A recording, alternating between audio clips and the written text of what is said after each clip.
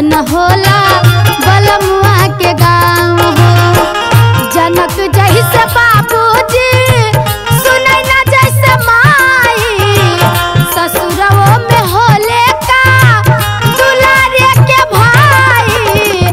सबके हुरा खेला का दिल से लगाव हो। ए सखी कैसन होला बलमुआ के गाँव हो।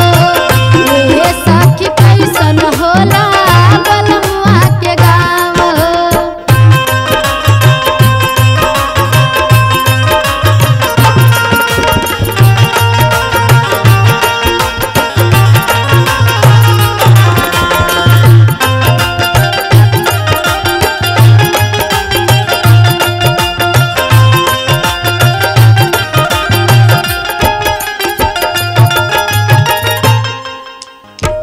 सच कहा नैहर से का ससुरवा बस सुखवा।